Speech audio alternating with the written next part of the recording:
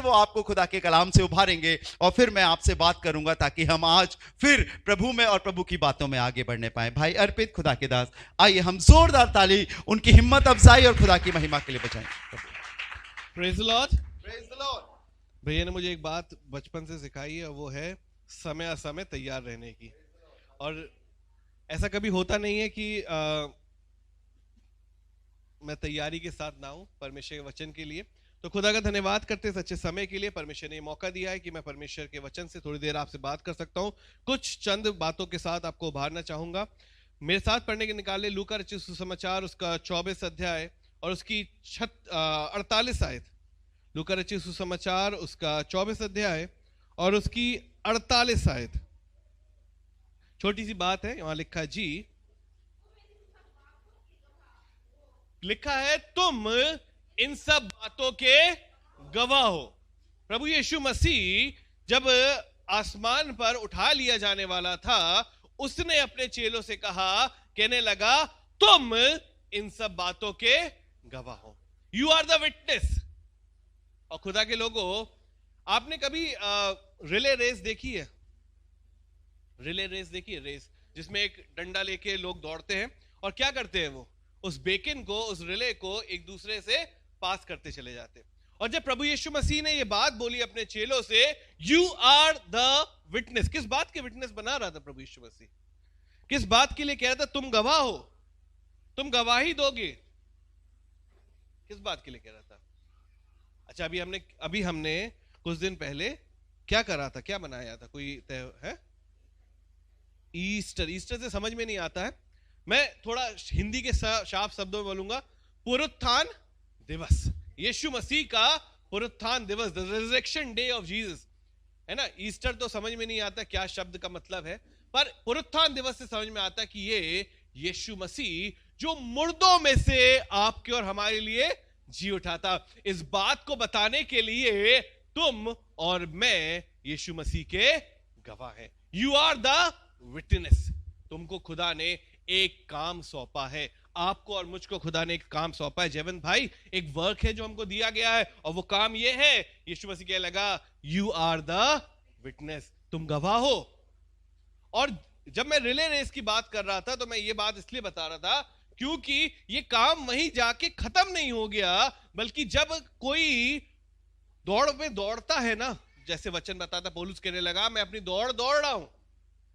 और जब आप और हम भी इस दौड़ को दौड़ रहे हैं, हमको उस बेकन को एक जनरेशन से दूसरे जनरेशन तक पहुंचाने की जिम्मेदारी है। उस परमेश्वर के वचन को हम कहीं पे भी हो, किस भी हालात में हो, किस भी जगह में हो, we need to proclaim the word of God. शायद आप जहां काम करते हैं वहां आपको जरूरत है इस बात की कि आप बताएं कि यीशु मसीह सचमुच जी उठा। He is the only Lord जिसके बारे में हम ये कह सकते हैं, मुर्दों में से जी उठा वो प्रभु है। सिर्फ वही प्रभु है जो मुर्दों में से जी उठा।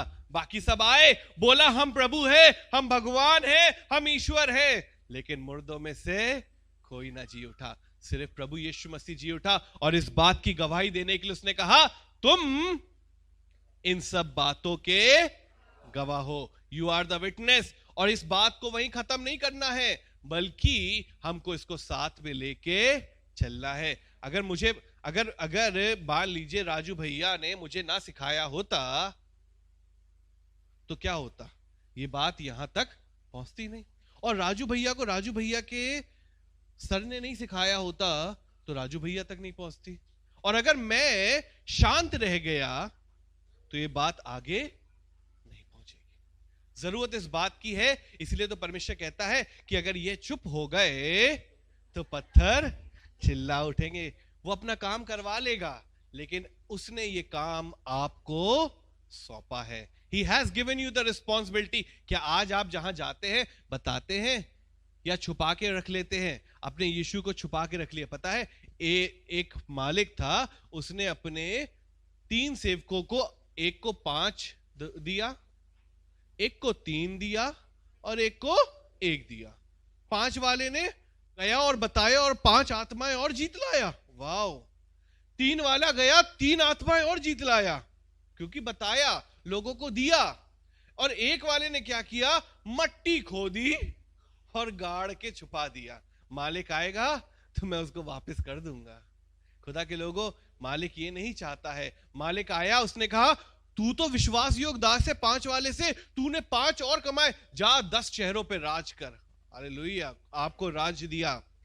3 वाले से कहा तू भी बहुत अच्छा है यार, 3 ही मिले थे, 3 में तूने 3 और कमाए, जा 3 जगह राज कर, 6 जगह राज कर। एक जिसने छुपा के रख दिया था, उसने कहा इससे ये भी छीन लो और जिसके पास ज्यादा उसको दे दो, क्योंकि इसने अपने तोड़े को छुपा दिया। खुदा के लोगों, परमेश्वर ने आज आपको गवाही दी है।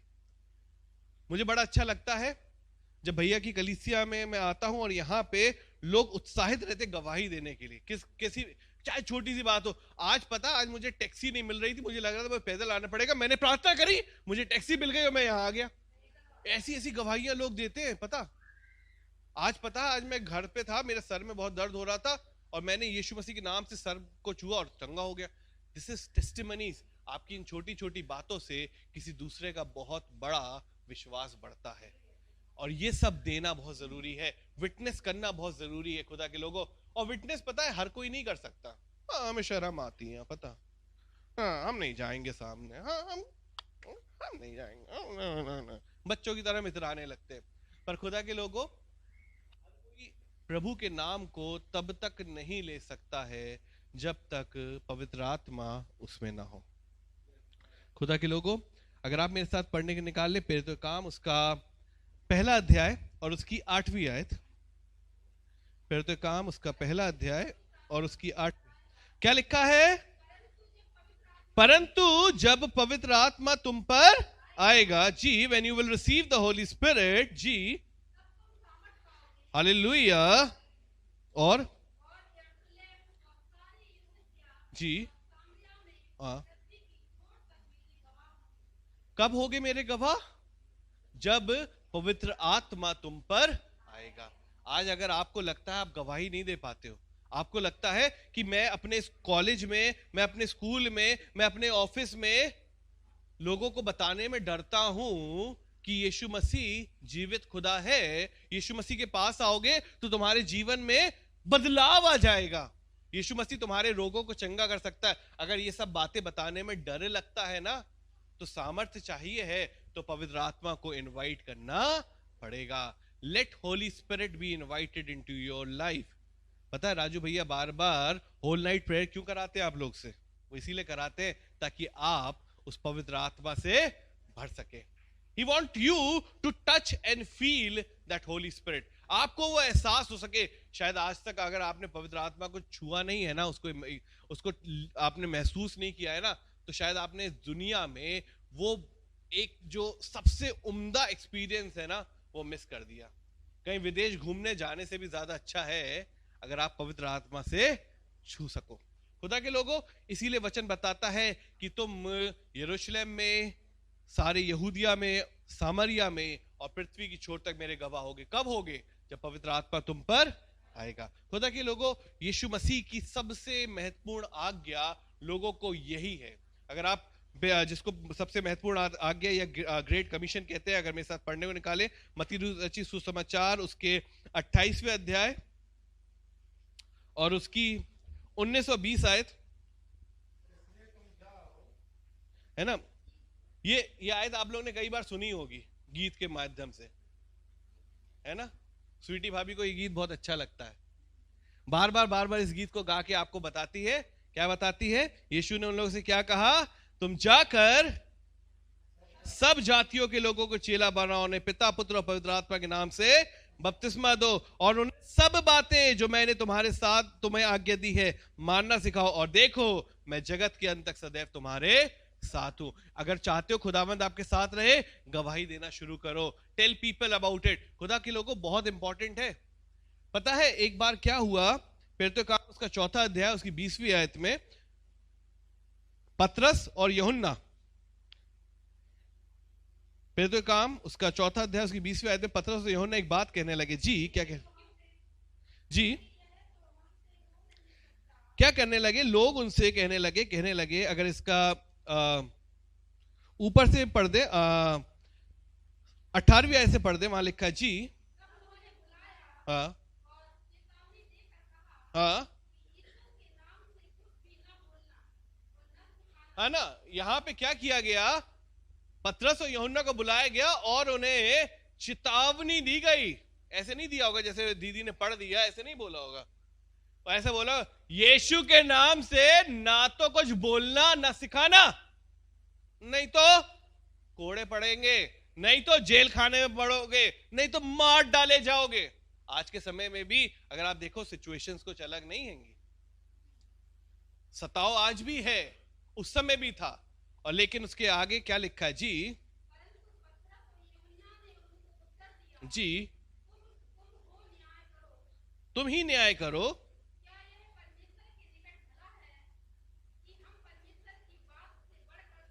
कहने लगे यीशु मसीह ने जाते जाते हमसे कहा था, क्या कहा था? तुम गवाह बनो, तुम गवाही दो, है ना, जगत के अंत छोर तक मेरे गवाह बनो। कहने लगे क्या परमेश्वर की बात से ज्यादा हमें तुम्हारी बात माननी चाहिए? भैया चर्च में हम इतनी बार भैया बताते हैं ऐसा करो ऐसा करो ऐसा करो, लेकिन हम कहते हैं भैया दुनिया में रहते हैं तो दुनिया की तरह से करना पड़ता है। नहीं नहीं नहीं, वो कहने लगे क्या परमेश्वर की बात से ज्यादा हमें तुम्हारी बात माननी चाहिए? क्या मजाक की बात कर रहे हो? तुम तो सिर्फ जिस्म को नाश कर सकते हो, लेकिन जो जिस्म और रूह दोनों को नष्ट कर सकता है, क्या हमें उसकी बात ना माननी चाहिए? दुनिया सिर्फ आपके इस जिस्मानी शरीर को जो मट्टी से बना और एकदम मट्टी मिल जाएगा नाश करेगी, लेकिन परमेश्वर आपकी आत्मा तक को बचाने की सामर्थ रखता है। और इसलिए लोग कहने लगे क्या हमको परमेश्वर की बात छोड़ के तुम्हारी बात माननी चाहिए? अगली आयत में क्या लिखा जी? कहने लगे ये तो हमसे हो नहीं सकता कि जो हमने देखा और सुना है, जो हमने देखा और सुना है क्या उसकी गवाही ना दे? एक बार की बात है, यूहन्ना के चेले, यूहन्ना बपतिस्मा देने वाले के चेले यीशु मसीह के पास आके पूछने लगे क्या क्रिस्ट जिसका हम इंतजार कर रहे थे वो तू ही है या हम किसी और की बाट चोए? उसने कुछ नहीं कहा उनसे, उसने कहा तुम मेरे साथ रहो। और उसके बाद दिन भर उसने अपने कार्यों को करता रहा। और उसके बाद उनसे कहने लगा, यूहन्ना से जाके कहना अंधे देखते हैं, लंगड़े चलते हैं और कोढ़ी शुद्ध किए जाते हैं, जाके गवाही दो और खुद तुम जान जाओगे कि तुम्हें किसकी बाट चुना है। खुदा के लोगों, जब तक आप गवाही नहीं दोगे परमेश्वर के उस वचन का, आप अनादर करोगे जो उसने आपसे कहा है कि तुम मेरे गवाह बनो। He has called you to be witness. उसने चाहा है कि आप गवाही दो। गवाही बहुत इंपॉर्टेंट है। और जिन चर्चेस में गवाही नहीं होती है वहां पे लोग मरणासन से रहते हैं, मृत्यु के बंधन में जकड़े रहते हैं। क्यों? क्योंकि वो अपनी आशीषों को अपने तक ही रख के सीमित रह जाते, दूसरों के पास तक पहुंचती नहीं है। इसीलिए कहने लगा क्या ऐसा हो सकता है? आप सबको एक आखिरी बात बता के खत्म करूंगा। अगर आपको याद हो तो पेत्र काम उसका 8वें अध्याय में अगर आप देखो तो फिलिप्पुस और एक खोजे के बारे में बताया गया वहां पे। और खोजा जो था वो परमेश्वर का वचन पढ़ता हुआ चला जा रहा था, लेकिन उसको कुछ समझ में नहीं आ रहा था। कई लोग इस दुनिया में हैं जो प्रभु को चाहते हैं ढूंढना। बहुत से लोग हैं जो शायद थोड़ा बहुत सुन रखा है, जानते हैं प्रभु के बारे में, लेकिन इसके आगे उनको कोई समझाने वाला नहीं मिलता। अगर आप मेरे लिए पढ़ दे 8वां अध्याय उसकी 26 आयत से आगे पढ़ दे, वहां पे लिखा है जी जी जी जी जी। एक परमेश्वर चाहता था इससे कि ये एक कार्य करे, क्योंकि he wants someone to be witness. कई बार आपके पास भी आवाज आएगी, तुम्हारे पड़ोसी में बहुत लड़ाई होती है, रात दिन वहां पे कलह होता रहता है। किसी दिन जाओ और जाके वहां पे बात करो, प्रभु की आवाज आएगी आपके पास। किसी दिन आएगी कि वो बहन बहुत दिन से बीमार है, तुम्हें जाके उसके लिए प्रार्थना करनी चाहिए। आपके मन में आवाज आएगी, there will be something that will be coming to your ear, आप सुनोगे। और कई बार क्या होता है, हम इग्नोर कर देते हैं, अरे नहीं यार पता चला वो क्या कहेंगे यार, अरे हम काहे को जाए उनके उते, हम नहीं जाएंगे उनके यहाँ, हम नहीं, ये काम भैया का है, राजू भैया का, वो राजू भैया को भेजेंगे हम वहां पे। नहीं नहीं, प्रभु आपसे चाहता है, प्रभु आपसे चाहता है, प्रभु आपसे चाहता है कि आप जाके अपनी गवाही वहां शेयर करें, उन बातों को जो आपने होते हुए देखा है यहाँ पे, उन बातों को शेयर करें, उन बातों के बारे में बात करें। और देखिए प्रभु ने जिस प्रकार आपके जीवन को बदला है, उनके जीवन में बदलाव लेके आएगा। उत्साहित हो गवाही देने के लिए। प्रभु की आवाज आ रही है, क्या कहने लगा जी, आगे पढ़े जी जी जी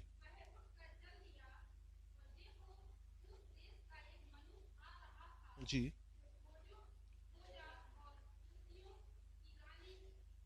कंदाके का मंत्री और खजांची था जी जी।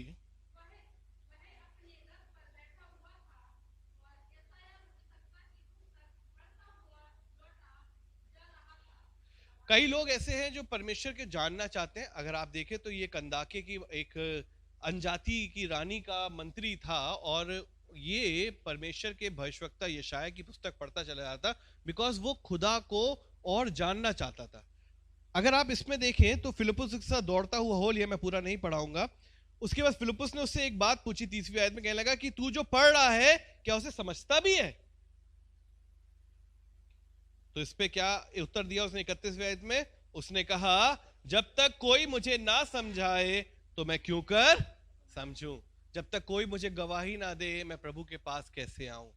पता है एक दिन जब जगत का न्याय होगा ना, तो शायद आपका पड़ोसी जब उसको प्रभु कहेगा कि तू नरक में चला जा, उठ के कहेगा ये चर्च जाते थे और इन्होंने मुझे कभी नहीं बताया प्रभु, ये प्रभु तेरे नाम के गीत गाते थे, घर में मीटिंग करवाते थे, पर मेरे घर के दरवाजे पे आके मुझे कभी नहीं बता पाए। आपको याद होगा लाजर और उस अमीर आदमी के बारे में। लाजर हमेशा उसकी देवड़ी पर बैठा रहता था, भिखारी था, और अमीर आदमी हमेशा चैन से रहता था। लेकिन जब उस नरक में पड़ा हुआ था तो कहने लगा इस लाजर को भेज दे ताकि मेरे भाइयों को बचाया जा सके। कई बार ऐसा ना हो कि आपके ऊपर लोग उंगली उठा के वहां कहें अंत के समय में, इसने तो मुझे कभी बताया ही नहीं, ये तो स्वर्ग जा रहा है, इसने मेरे को तो कभी बताया ही नहीं, ये तो मेरे बगल में ऑफिस में बैठा करता था, मेरे साथ काम करता था, मेरे साथ इंजेक्शन लगाया करती थी, इसने तो मुझे कभी बताया ही नहीं। प्रभु ये गलत है, प्रभु ये गलत है, मुझे पता ही नहीं था। अगर कोई मुझे ना समझाए तो मैं क्यों कर समझूं, अगर कोई मुझे ना बताए प्रभु तो मैं कैसे तुझको जानूं, अगर कोई ने मुझे गवाही नहीं दी प्रभु तो मैं कैसे जानूं कि तू कितना अच्छा है। खुदा के लोगों, आपके ऊपर लोग उंगली उठाएंगे और कहेंगे इसने मुझे कभी ना बताया, ये तो मेरे साथ साथ था, पर इसने मुझे प्रभु इसने सब बातें बताई, ये बताया कि बगल वाले के घर में क्या खाना पक रहा है, क्या हो रहा है, इसने मुझे बताया कैसे 2 के 4 करते हैं, इसने मुझे सब कुछ बताया प्रभु, प्रभु तेरे बारे में कभी नहीं बताया। अगर बताता तो शायद मैं भी आज इसके साथ स्वर्ग जा रहा होता। खुदा के लोगों, let not a finger be raised against you, ऐसा ना हो कि एक दिन कोई उंगली उठा के तुम्हारे से सवाल पूछे। क्या कहने लगा आगे जी, उसके बाद फिलिप्पुस उस पे चढ़ा और चढ़ के क्या किया, उसको पवित्र शास्त्र जो अध्याय जो पढ़ रहा था वो समझाने लगा कि किस प्रकार यीशु मसीह परमेश्वर की वो भेड़ है जो बध होने आया था आपके और हमारे गुनाहों के लिए। और खुदा के लोगों, वचन बताता है इसके बाद जैसे वो एक ऐसी जगह पहुंचे जहां पे पानी की बहुतायत थी, उसने वहीं के वहीं बपतिस्मा लिया और प्रभु को ग्रहण किया। खुदा के लोगों, वो खोजा, अगर फिलिप्पुस वहां पे नहीं जाता, मना कर देता, खुदा की आवाज को इग्नोर कर देता, वो खोजा ऐसे ही अपने देश में अनजातियों में लौट जाता और शायद कभी दोबारा प्रभु के पास ना आता। पर आज खुदा के लोगों, उस छोटी सी धीमी सी आवाज को सुनना सीखो। पता है कई बार खुदा की आवाज, वचन बताता है, आती हमारे पास एक छोटे से भुनगे की कीड़े की समान, बिल्कुल धीरे सी आवाज आती है, और अगर हम उस आवाज को इग्नोर कर देते हैं ना, तो अगली बार आवाज दहाड़ने वाले शेर की समान आती है। तो जब प्रभु धीरे से आपसे कुछ कहता सुन लो, जब दहाड़ने वाली आवाज आएगी तो बड़ी दिक्कत होगी। खुदा के लोगों, इसीलिए आज के समय में गवाही बहुत जरूरी है। जो आपने देखा है, जो आपने जाना है, जो आपने सीखा है, एक जन को जरूर बताएं। क्योंकि वचन बताता है अगर एक आत्मा भी तुमने बचाई ना तो स्वर्ग में जश्न होता है। आज आपके लिए खुदा चाहता है आप भी कारण बने कि स्वर्ग में स्वर्गदूत झूमे, नाचे, गाएं और जश्न मनाएं। परमेश्वर आप सबको आशीष देवे। Praise the Lord.